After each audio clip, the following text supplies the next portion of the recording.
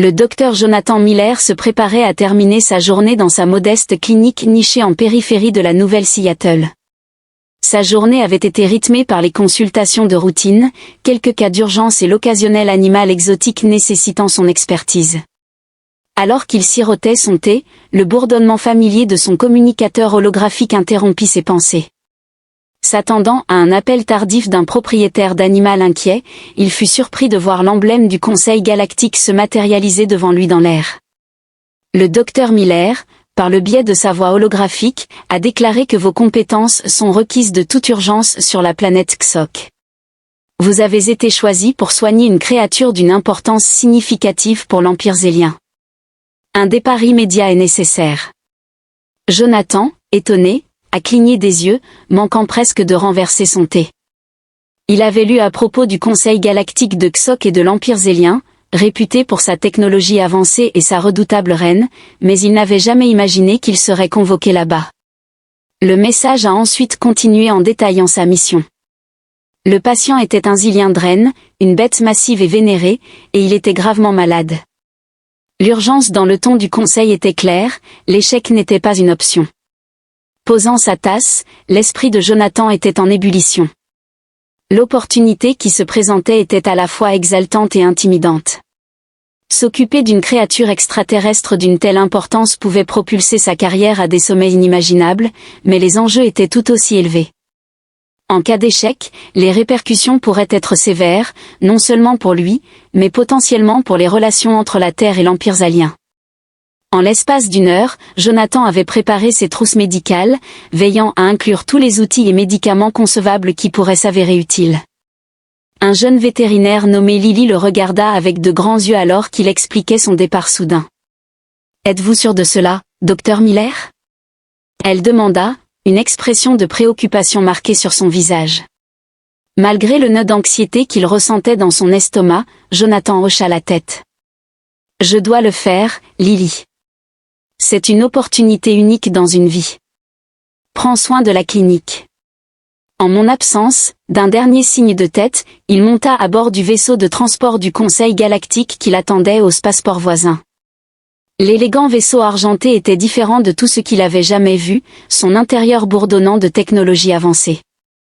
Alors que le vaisseau s'élevait dans le ciel, Jonathan ressentait un mélange d'excitation et de peur. Le paysage familier de la Terre s'est estompé pour laisser place à l'immensité de l'espace. Le voyage vers Xok s'est avéré étonnamment rapide grâce au système de propulsion avancé du Conseil. Alors que le vaisseau approchait de la planète alien, Jonathan contempla le magnifique panorama. Xok était un monde de structures cristallines imposantes et d'océans bleus chatoyants baignés dans la douce lueur de deux soleils jumeaux.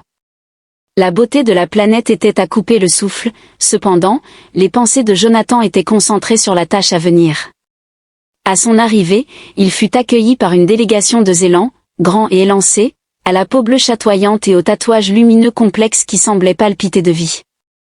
Ils le regardaient avec un mélange de scepticisme et d'espoir. Leur leader, une figure au regard sévère nommée Alara, se présenta et ne perdit pas de temps pour le mettre au courant de la situation. Elle expliqua que le drapeau national est un symbole de notre force et de notre patrimoine alors qu'il se frayait un chemin à travers les rues sinueuses de la capitale. La reine Ahara est profondément préoccupée par le fait que personne n'ait pu identifier la cause de sa maladie. Nous plaçons notre confiance en vous, docteur Miller. Jonathan ressentit le poids de ces paroles, les rues étaient bordées de curieux spectateurs dont les yeux le suivaient alors qu'il passait. Il se sentait comme un étranger, un inconnu dans un monde à la fois fascinant et intimidant, le zélien. L'architecture était d'une originalité sans pareille sur Terre, avec des bâtiments qui semblaient défier la gravité, leur surface scintillant d'une lueur bioluminescente. Finalement, ils atteignirent le palais, une imposante structure faite de cristal et de lumière, ses flèches s'élevant vers le ciel. L'atmosphère était tendue en direction du ciel. Jonathan fut conduit jusqu'au repère du drain, une vaste chambre remplie de plantes luminescentes étranges et des rugissements résonnants de la bête. L'air était lourd d'une odeur musquée et la température était nettement plus élevée. La reine Azara elle-même l'attendait, sa présence imposante et son regard perçant.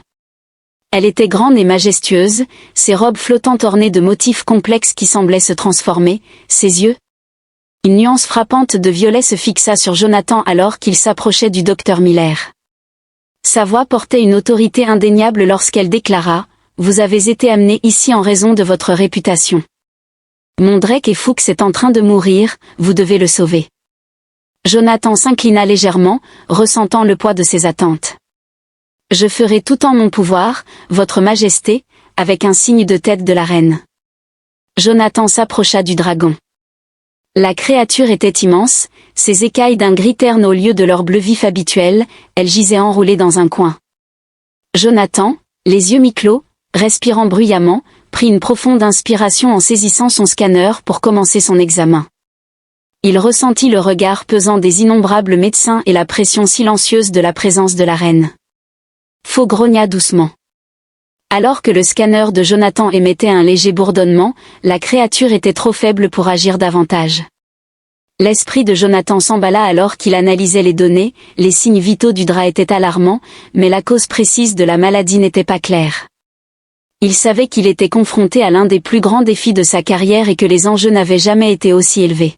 « Accroche-toi, Fuchs. » Jonathan murmura avec détermination, renforçant sa résolution. Nous allons résoudre cela, comme le premier chapitre de son extraordinaire aventure. Le voyage de Jonathan commença à se dérouler. Il réalisa qu'il ne se battait pas seulement pour sauver une vie, mais pour combler le fossé entre les mondes, prouvant que même les tâches les plus impossibles pouvaient être accomplies avec courage et compassion. Le voyage jusqu'à la tanière des Draennes n'avait donné au docteur Jonathan Miller qu'un aperçu des Xoks, mais maintenant, avec l'état de santé des créatures suffisamment stable pour une brève pause, il avait l'opportunité d'explorer plus en profondeur ce monde alien. La reine Ahra lui avait accordé quelques jours pour rassembler ses pensées et approfondir ses investigations, consciente qu'un esprit épuisé ne servirait pas son bien-aimé Pharaon. Jonathan décida de profiter de ce temps pour en apprendre davantage sur les Xoks et leur écosystème unique, espérant trouver des indices qui pourraient l'aider à comprendre le mystérieux mal dont souffraient les Draennes. Il se vit assigner un guide, une jeune Ilienne nommée Nera, enthousiaste à l'idée de lui faire découvrir les merveilles de son monde. « Docteur Miller », dit Nera avec un sourire chaleureux. « Je vous montrerai les endroits où les Draennes avaient l'habitude de se promener, peut-être cela vous aidera-t-il à trouver ce que vous cherchez, ces tatouages scintillant au soleil. » Leur première étape fut la forêt de cristal, une étendue époustouflante de hauts arbres cristallins qui semblaient chanter avec le vent. Le sol était recouvert d'un tapis de mousse douce et lumineuse, et l'air était rempli du doux bourdonnement d'insectes bioluminescents. Jonathan était émerveillé par le spectacle, sa curiosité scientifique étant stimulée par la flore et la faune unique. Les cristaux ici résonnent avec l'énergie des planètes, expliqua Nera, sa voix résonnant doucement dans cet environnement serein. De nombreuses créatures, y compris les drassans, viennent ici pour absorber les minéraux dont ils ont besoin pour prospérer. Jonathan a prélevé des échantillons de mousse et de fragments de cristal en notant leurs propriétés inhabituelles. Il s'est demandé si un changement dans l'écosystème de la forêt pouvait affecter les Ferox alors qu'ils s'enfonçaient davantage dans la forêt.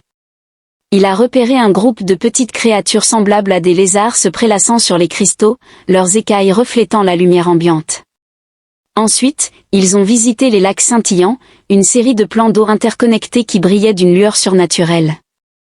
L'eau était claire et fraîche, et Jonathan pouvait voir des bancs de poissons iridescents nager gracieusement sous la surface.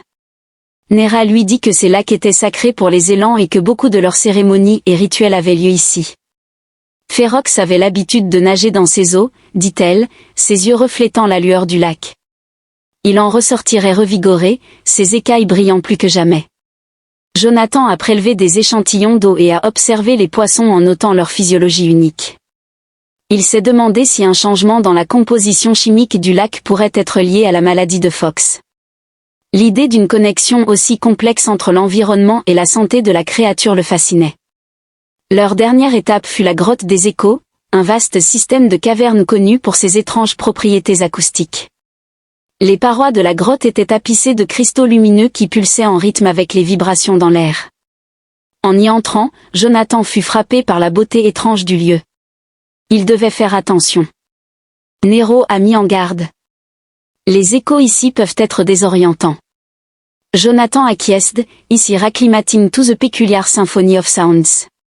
Et cautiously made his way through the cave, observing the mineral deposit and the bioluminescent fungi adorning the walls. Et discovered evidence of the dry's presence in the form of claw marks and shed scale, suggesting that the Fuchs had lain in this location for a significant period. Subsequently, they departed from the cave. Jonathan ressentait un sentiment croissant de connexion avec Xok et ses habitants. La planète était un équilibre délicat entre merveilles naturelles et écosystèmes complexes, chaque élément jouant un rôle crucial dans la santé et la vitalité de ces créatures. Il comprit que pour comprendre la maladie de Fox, il fallait adopter une approche holistique, en tenant compte non seulement du drain lui-même, mais de l'ensemble. Dans l'environnement florissant du palais, Jonathan a passé en revue ses découvertes en les recoupant avec les données qu'il avait collectées de Fuchs. Il a commencé à élaborer une hypothèse selon laquelle les récents changements écologiques sur Xio, peut-être causés par des changements climatiques ou d'autres facteurs environnementaux, avaient perturbé l'équilibre délicat dont dépendait Fuchs. Le régime alimentaire et l'habitat des créatures avaient été modifiés, entraînant une carence en minéraux et nutriments essentiels. Jonathan a partagé ses idées avec la reine Azara et les médecins éliens. Il estime que la maladie de Fox est liée à des changements dans son environnement. Il a expliqué que nous devons rétablir l'équilibre et lui fournir les minéraux nécessaires pour qu'il récupère. La reine écoutait attentivement, son expression était pensée. « Que proposez-vous ?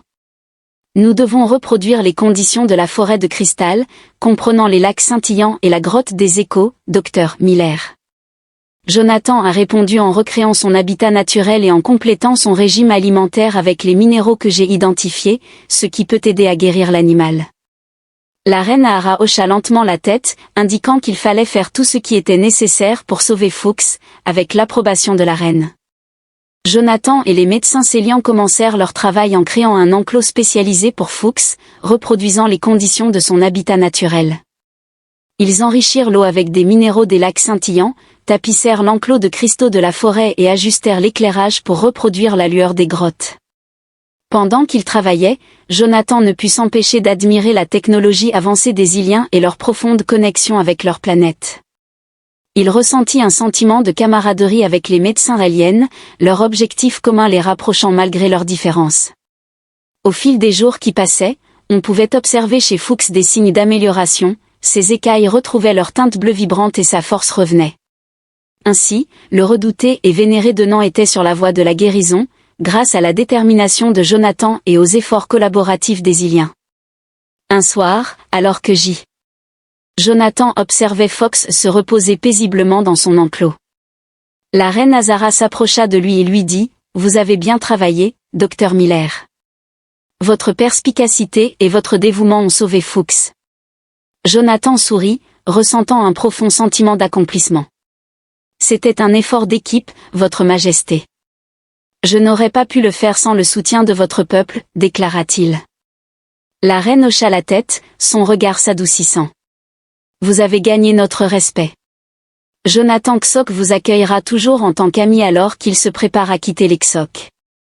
Jonathan méditait sur son extraordinaire voyage, lors duquel il était venu sur un monde inconnu pour sauver une créature légendaire et avait découvert un lien profond entre la vie et l'environnement.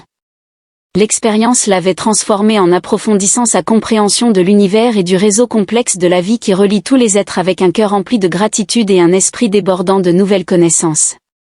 Le docteur Jonathan Miller embarqua à bord du vaisseau de transport du Conseil galactique, prêt à retourner sur Terre. Il savait que son histoire inspirerait d'autres à embrasser l'inconnu et que les liens qu'il avait tissés sur Xok resteraient avec lui pour toujours, guidés par les étoiles. Jonathan partit pour rentrer chez lui, impatient de partager son récit de courage, de compassion et de l'extraordinaire monde au-delà de l'imagination. Le docteur Jonathan Miller avait passé plusieurs jours plongé dans le monde étrange des Xok, recueillant des indices essentiels sur l'environnement et son impact sur la santé des Drain Fuchs. Avec son hypothèse formée et des traitements préliminaires prometteurs, Jonathan ressentait un optimisme prudent. Cependant, il savait que le véritable défi restait à venir, identifier la carence minérale précise et le déséquilibre écologique affectant les Fuchs, et élaborer un traitement définitif. Alors qu'il examinait attentivement ces données et échantillons collectés dans le laboratoire avancé du palais, Jonathan reçut une convocation urgente de la reine Ahara. Il se précipita vers la salle du trône où il trouva la reine et ses conseillers en pleine discussion avec le docteur Miller. La reine Ahara commença à parler d'une voix calme mais teintée d'urgence. Des rapports faisant état d'une activité inhabituelle dans la région que vous avez identifiée comme cruciale pour la santé de Fox nous sont parvenus.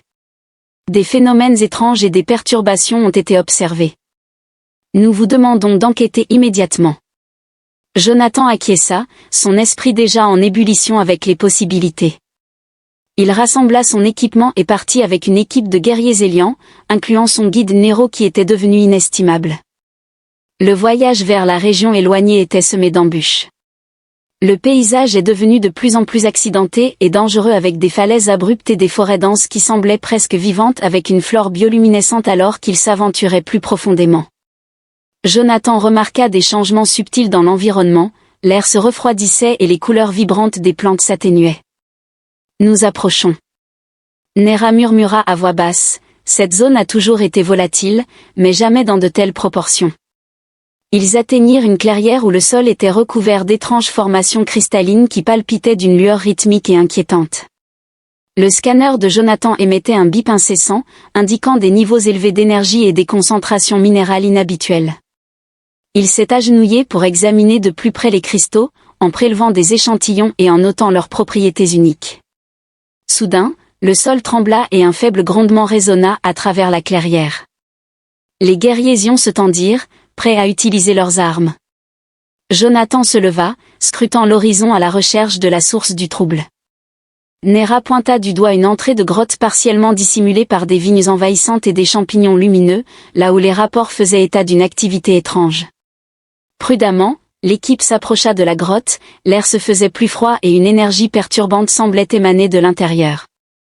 Le cœur de Jonathan battait fort dans sa poitrine alors qu'il pénétrait dans l'obscurité qui les engloutissait à l'intérieur de la grotte. Les parois étaient tapissées des mêmes cristaux lumineux, leur lumière projetant des ombres inquiétantes. Une odeur métallique épaisse emplissait l'air et le sol était glissant avec une étrange substance visqueuse alors qu'ils avançaient plus profondément, ils entendirent un faible battement rythmique comme le battement de cœur de la planète elle-même. Le scanner de Jonathan a détecté une source d'énergie puissante devant eux. Ils ont tourné un coin et sont entrés dans une vaste chambre dont les parois scintillaient de nombreux cristaux. Au centre de la chambre se trouvait une imposante formation cristalline pulsant d'énergie et émettant un bourdonnement résonnant. C'est incroyable. Jonathan prit une grande inspiration, ses yeux écarquillés d'émerveillement. Cela devait être la source du trouble.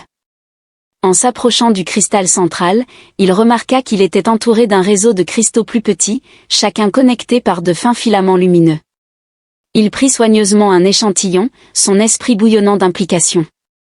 Ces cristaux semblent être une partie cruciale du réseau énergétique de la planète et toute perturbation pourrait avoir des effets considérables sur l'écosystème.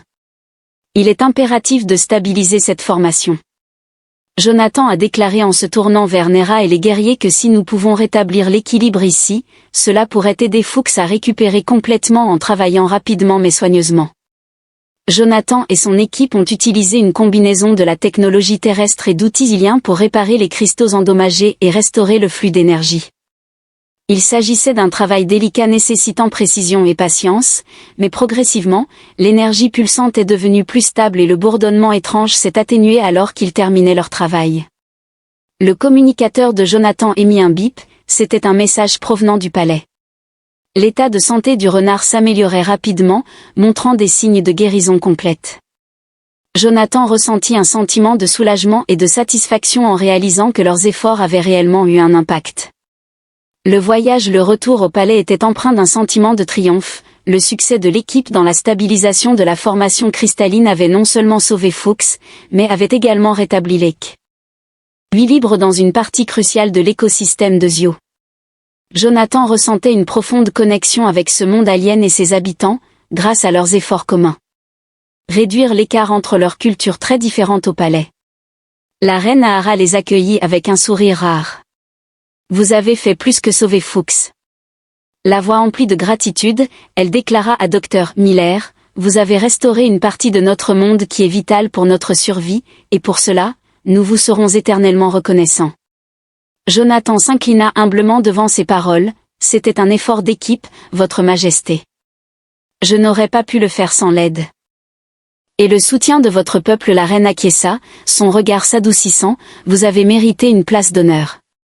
Jonathan Ksok from among us will always greet you à Afrien and Ali et j'ai ready to départ. Jonathan méditait sur l'extraordinaire voyage qu'il avait mené jusqu'ici.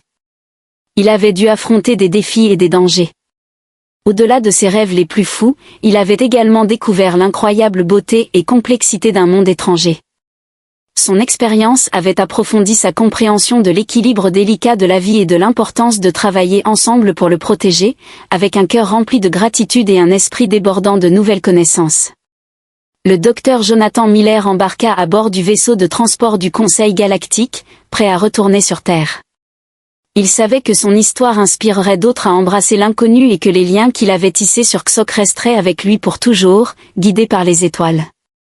Jonathan partit pour rentrer chez lui, impatient de partager son récit de courage, de compassion et du monde extraordinaire au-delà de l'imagination. Le retour du docteur Jonathan Miller sur Terre a été marqué par un accueil de héros, mais son esprit était encore concentré sur les Ksok et l'incroyable voyage qu'il avait entrepris. Son expérience l'avait profondément changé et il était impatient de partager ses connaissances nouvellement acquises et l'histoire de Fuchs le puissant Dren avec le monde. En descendant du vaisseau de transport du Conseil galactique, il fut accueilli par une foule de journalistes, de confrères vétérinaires et de curieux. Les flashs des caméras crépitaient et les questions fusaient, mais Jonathan resta calme, ses pensées organisées après le long voyage de retour. Quelle a été l'expérience de traiter ?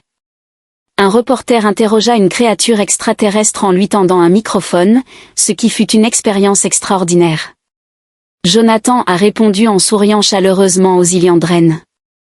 La rencontre avec Ferox a été une expérience unique qui m'a permis de comprendre l'importance des soins holistiques, en tenant compte non seulement de l'animal lui-même, mais aussi de l'écosystème dont il dépend. Cette expérience m'a appris à appréhender l'équilibre complexe de son environnement et de sa physiologie. Jonathan a entrepris une série de conférences et de séminaires pour partager ses idées avec la communauté scientifique. Il a décrit les propriétés uniques de l'écosystème ilien, les technologies avancées utilisées par les Iliens et les efforts de collaboration qui ont conduit à la récupération de Fox. Ces discours ont suscité l'admiration et l'émerveillement, inspirant de nombreuses personnes à explorer les possibilités de la médecine vétérinaire interplanétaire et de la conservation de l'environnement.